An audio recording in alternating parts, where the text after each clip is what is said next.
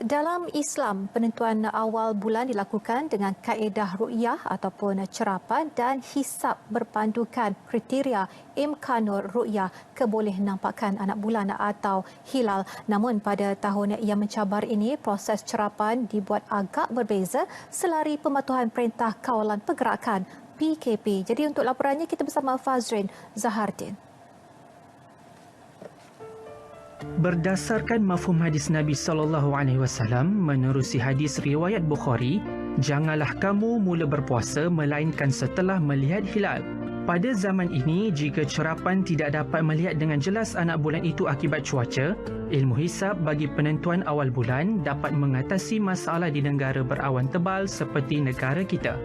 Dalam meraihkan tuntutan agama ketika situasi pandemik semasa, kaedah khas telah dipersetujui oleh Muzakarah Khas Majlis Kebangsaan bagi Hal Ehwal Agama Islam Malaysia MKI dan pihak berkaitan untuk melakukan cerapan ketika PKP. Antara lain, kalau dahulu ada 29 lokasi yang kita senaraikan untuk tujuan cerapan hilal Ramadan dan juga penentuan awal Aidilfitri, pada tahun ini kita hadkan maksimum 15 tempat. Mungkin kurang dari itu. Lihat pada tarikh tersebut, bagaimanakah senario keadaan persekitaran berkenaan dengan wabak COVID-19 ini. Yang kedua, dari segi bilangan peserta yang terlibat tidak melebihi daripada 6 orang.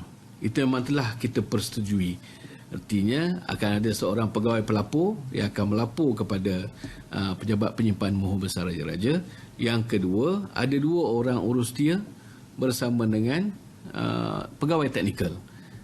Jadi dia tidak akan melebihi daripada 6 orang petugas di satu-satu lokasi cerapan hilal itu sendiri. Lokasi-lokasi ini dipilih atas sebab lokasi tersebut pernah ada sejarah kenampakan hilal sebelum ini. Namun, walaupun jika hanya satu daripada 15 lokasi berkenaan mempunyai kenampakan hilal, maka ia tetap diambil kira sebagai kenampakan anak bulan Ramadan ataupun Syawal. Dan dari segi sejarahnya, kenampakan hilal di Teluk Kemang ni memang kerap lah kita nampak. Contohnya pada tahun lepas pun kita boleh nampak anak bulan Ramadan ini yang usia yang begitu awal, orang kata dalam 12 jam 40 minit kita boleh nampak kenampakan hilal Ramadan ini.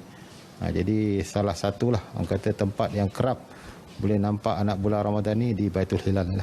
Hitungan akan dibuat secara manual untuk menentukan kedudukan hilal dan matahari bagi stesen rujukan merangkumi Matlak Malaysia, iaitu stesen paling timur di Kampung Atiam Sabah dan paling barat Malaysia di Tanjung Cincin, Langkawi, Kedah.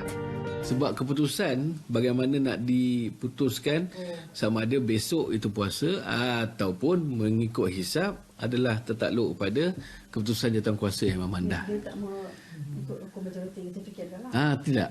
Dia bukan ikut hukum majoriti dah masa itu. Kalau nampak anak bulan, semua sama. Jika tak nampak, kita dah tak ada pilihan kedua. Tarikh awal Ramadan dan Syawal juga dipersetujui untuk diseragamkan antara 4 negara berjiran, iaitu di bawah Majlis Agama Brunei, Indonesia, Malaysia dan Singapura (MABIMS). Saya kini berada di Balai Cerap Teluk Kemang atau kini dikenali sebagai Kompleks Baitul Hilal Teluk Kemang di Negeri Sembilan.